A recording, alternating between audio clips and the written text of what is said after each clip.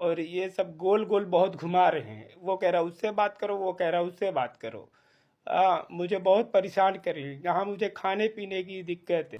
अस्सलाम वालेकुम रहमतुल्लाहि वबरकातुहू। दोस्तों, आपने शुरुआत में जो वीडियो देखा है वो एक इंडियन भाई है जो कि मुबारकपुर यूपी के रहने वाले हैं और इनको इन्हीं के गांव के भाई साहब ने वीज़ा दिया था और इनसे बोला था कि आपको रियाद सिटी में 6 नंबर एग्जिट पे काम है और आपको आना है। और इनसे जो है ना तकरीबन 1 लाख रुपयों से ज़्यादा पैसा इनसे लिया गया था। ठीक है, और आप ये पहले वीडियो देखिएगा, फिर उसके बाद में आप लोगों इनके मुंह से आप सुन लीजिए। ठीक है, ये अपने आप को बोल रहे हैं अगर मेरे को यहाँ से घर नहीं भेजेंगे तो मैं यहाँ पर फांसी लगा के मर जाऊँगा। अल्लाह ऐसा टाइम किसी को ना लाए। आप लोग ये वीडियो देखिएगा, फिर हम बात करते हैं भैया। मैं सऊदी आया था, रियाज में 6 नंबर पे। मुझको लाखे और इम्तियाज ऑफिस से आया था। लाखे है मेरे गांव का है। मैं इम्तियाज ऑफिस से आया था बम्बई से। जाहिद के अकाउंट में मैंने पैसे डाले हैं और ये सब गोल गोल बहुत घुमा रहे हैं। वो कह रहा उससे बात करो, वो कह रहा उससे बात करो। मुझे बहुत परेशान कर रही है। यहाँ मुझे खाने पीने की दिक्कत है। रियाज से मैं 150 किलो दूरी पर हूँ और ये पूरा रेतीला इलाका है, जंगल है, यहाँ पे ज़्यादा कोई है नहीं। खाने पीने के लिए बहुत दिक्कत रही। मैं 2 महीने से कैसे कैसे गुजारा कर रहा हूँ मैं जान रहा हूँ, अल्लाह खैर। और ये मैं आत्महत्या करूँगा या मरूंगा तो वही सब जिम्मेदार होंगे, कह रहा हूँ। बता रहा हूँ, मुझको गोल गोल खाली घुमा रहे हैं। इधर से वो कह रहा वीडियो बनाओ, उधर से वो कह रहा वीडियो बनाओ, इतना कहो ऐसे कहो। मैं एकदम थक चुका हूँ क्योंकि अब मेरे पास एकदम है नहीं दिल में कोई जगह। मैं एकदम कह रहा हूँ मैं मर जाऊंगा तो वही सब जिम्मेदार होंगे। ये दोनों लागे और जाहिद जाहिद और इम्तियाज ऑफिस से मैं लगा के आया हूँ। एकदम थक चुका हूँ, कहते कहते खाते एकदम परेशान करके रखे हैं मुझको। मुझे कुछ होगा तो वही सब जिम्मेदार होंगे। मुझे जंगल में ला के भेजे रियाज का वीज़ा देके। जी तो दोस्तों, आप लोगों ने वीडियो देख लिया है। ठीक है, तो ये भाई साहब के कफ़ील ने वीज़ा निकाल के दिया और वीज़ा के साथ साथ टिकट का पैसा दिया। और हो सकता है ये बंदे को जिसने बुलाया है उसने कफ़ील से हदिया वगैरह भी मांग के लिया होगा और हो सकता है इस बंदे से भी ये पैसा लिया होगा। अल्लाह आलम ये कौन बंदा है।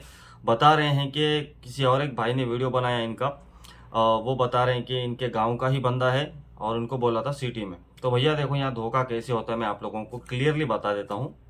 जब भी आप इंडिया से सऊदी अरब अगर कोई काम पर आना चाह रहे हैं तो पहले क्लियर कर लीजिए, क्योंकि कफील लोग बोल के देते हैं कि हमको वीज़ा जो है ड्राइवर का है, क्योंकि ड्राइवर का वीज़ा सस्ता होता है डोमेस्टिक वर्कर का, और काम जो है मजरा में करना है, ये कफील लोग बोल के देता है।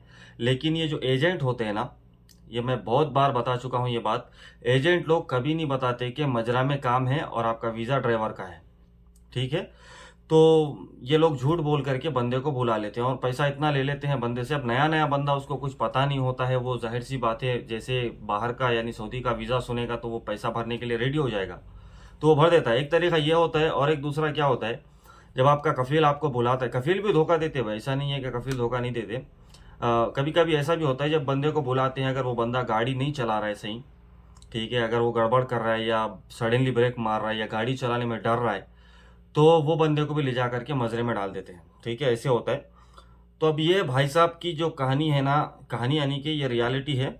तो ये भाई साहब को जाना है घर और कफील बोल रहा है कि मेरे को पूरा पैसा चाहिए जो मैं वीज़ा को लगा के दिया हूँ, वीज़ा निकाल के दिया हूँ, और मैं टिकट के लिए जो पैसा दिया हूँ, और जो जो भी वो पैसा दिया है वो पूरा पैसा मांग रहा है। ठीक है, लगभग समझ लीजिए आप कफील 5-6 हज़ार रियाल तो मांगेगा, ये हकीकत है। और जो बंदा इनको बुलाया है भाई साहब को, वो बंदा आज तक जा करके नहीं मिला। और ये भाई साहब को बुलाया गया था 6 नंबर एग्जिट रियाद में और इनको ले जाके रख दिया गया है कोई 150 किलोमीटर दूर रियाद सिटी से, मजरे के अंदर। मजरा यानी कि एक छोटा सा गांव है, मैं देखा हूँ वो वीडियो। गांव है, गांव में एक रूम है, वहाँ कोई आता जाता नहीं, कफील नहीं जाता, कोई नहीं जाता। कभी कभार कफील जाता है और पता नहीं सैलरी भी दे रहा है कि नहीं दे रहा है, वल्लाहु आलम। भाई साहब रोने का वीडियो बनाया है, यानी रोते हुए वीडियो बनाया है, और इन्होंने बोला अगर मेरे को कुछ हो जाएगा तो ये जो लोगों ने बुलाया है वो उनके जिम्मेदार होंगे, इस तरह से करके। लेकिन अभी मैं रास्ता बताता हूँ आपको। देखो, जब भी आप सऊदी अरब में मौजूद है ठीक है, अगर आपका कफील आपको सता रहा है, सैलरी नहीं दे रहे, आप कफील से जाना चाहते हैं। कफील लोग मैं लास्ट एक दोस्त ने मेरे को फ़ोन किया था, फ़ोन करके मेरे से पूछा कि शायर भाई जो मेरा दोस्त है, मेरे दोस्त का दोस्त है, तो उसके साथ जो है कफील मारपीट कर रहा है, उसको रूम से बार बार बाहर निकाल रहा है और रूम को ताला मार के चाबी ले जा रहा है, तो उसको क्या करना चाहिए। तो मैं बोला उसको बोलना जैसे रूम खोलेगा पहले अपना कपड़ा पैक करो, ठीक है, क्योंकि वो जब कफील से कफाले के लिए बोल रहा था तो उससे 15,000 रियाल मांग रहा था, ठीक है। अब मैं एक रास्ता बताता हूँ, ये रास्ता भैया आसानी से, क्योंकि सऊदी गवर्नमेंट खुद चाहती है कि यहाँ से गैर मुल्की ज़्यादा से ज़्यादा खाली हो जाए, चले जाए। तो इस टाइम पे अपने को क्या करना चाहिए, मैं वो भाई साहब को बोला सीधा अपना बैग पकड़ो, बथा में चले जाओ, बथा से आपको पुलिस उठा लेगी, ठीक है। अगर आपके पास इकामा भी है तो नहीं बताओ इकामा, क्योंकि इकामा रहेगा तो पुलिस आपको हाथ भी नहीं लगाएगी भाई, हकीकत है। पुलिस को बोलो कि मेरा कफील मारता है, ऐसे वैसे करो, या कुछ भी बोलो, उनके साथ बैठ के चले जाओ, वो लोग आपको कहीं नहीं ले जाएंगे, पुलिस सीधे ले जाएगी तरहील सेंटर। अब ये भाई रियाद से 150 किलोमीटर दूर है, इनको लाएगा कौन, ठीक है। अब इनका कोई बंदा मेरे से बात करेगा तो मैं इंशाल्लाह बताने की कोशिश करूंगा। देखो यहाँ पर दो और जगह हैं, इंडियन एम्बेसी और लेबर कोर्ट, ठीक है। वहां पर जाकर के आप केस कर सकते हैं, लेकिन इंडियन एम्बेसी में आपको टाइम लग जाएगा, क्योंकि वो बुक कर लेते हैं, उसके बाद बोलेंगे आपको टाइम लगेगा 1 महीना, 1.5 महीना, 2 महीना, 3 महीना, कितना भी टाइम लग सकता है, क्योंकि आपसे पहले भी लोग होते हैं इंडियन एम्बेसी में भी। और लेबर कोर्ट में जाएंगे तो वहां पर भी आपको पहले जाना, ऑफिस में आपको केस लिखाना, उसके बाद वो अपॉइंटमेंट देंगे, उसके बाद फिर कफील आएगा तो आएगा, नहीं आएगा तो नहीं आएगा, इस तरह से होता है, लंबा चौड़ा प्रोसेस होता है। उसके लिए आपके पास पैसा भी होना चाहिए। तो सबसे आसान रास्ता आप लोगों के लिए, देखो थोड़ा तकलीफ होगा, 10 से 15 दिन तकलीफ होता है, 10 से 15 दिन भी हो सकता है, 30 दिन भी हो सकता है। पुलिस की अगर आपने आपको सरेंडर कर दिए, पुलिस के हवाले कर दिए, तो पुलिस वाले ले जाएंगे सीधा तरहील सेंटर में रख देंगे, 10 से 15 दिन आपको वहां रखेंगे, उसके बाद खुद वो लोग ले जा करके एयरपोर्ट में छोड़ देंगे, यानी एयरपोर्ट में फ्लाइट में बिठा करके छोड़ देंगे। तो दोस्तों यहाँ पर और एक बात क्लियर कर देता हूँ मैं।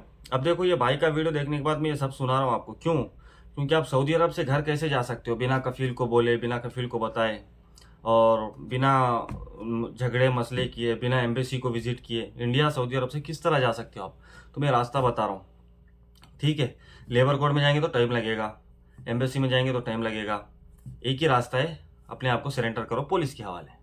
पुलिस वाले ले जाएंगे आपको वहाँ तरहील ऑफिस में रखेंगे, फिर तरहील सेंटर वाले जो है आपके बारे में तहकीक करेंगे, उसके बाद आपका सब कुछ क्लियर है तो आपको यहाँ से भेज देंगे, ठीक है ना दोस्तों।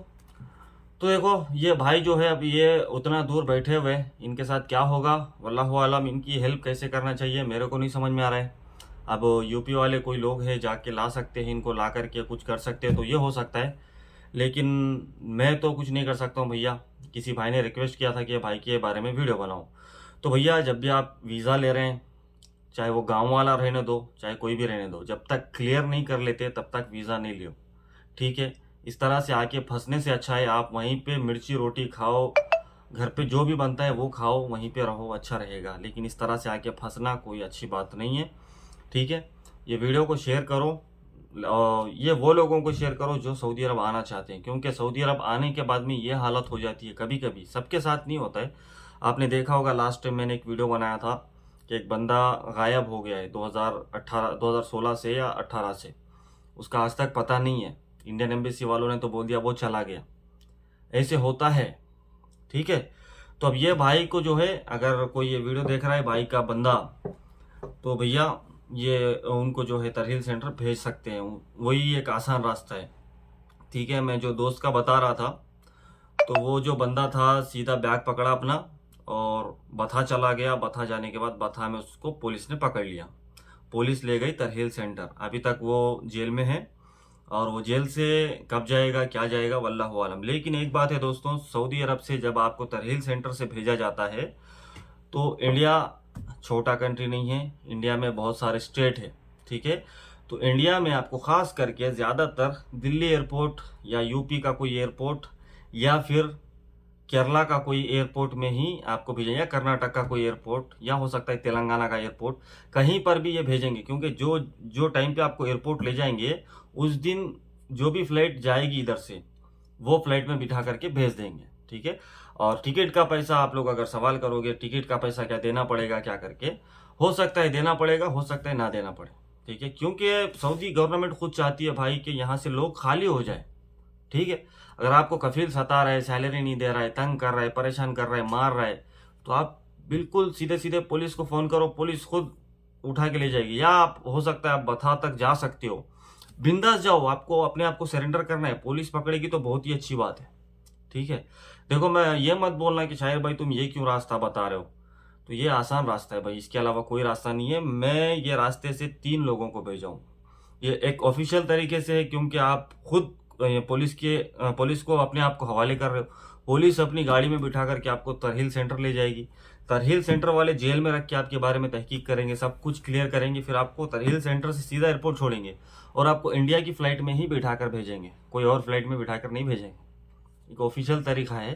ठीक है, इंडियन एम्बेसी में काम होता है, लेकिन टाइम लग जाएगा, आप बहुत टाइम लगेगा, 2 महीना लग सकता है, 3 महीना लग सकता है। ठीक है, ये क्लियर जल्दी नहीं होएगा, इंडियन एम्बेसी में बहुत लेट होता है। तो उम्मीद करता हूँ दोस्तों, इंशाल्लाह दुआ करेंगे ये भाई का हेल्प हो जाए किसी तरह से, इंशाल्लाह बेज़निल्लाह। ठीक है, शेयर करो ज़्यादा से ज़्यादा लोगों को, ताकि लोगों को पता चल सके। चलिए फिर, मासलाम, अल्लाह हाफिज़।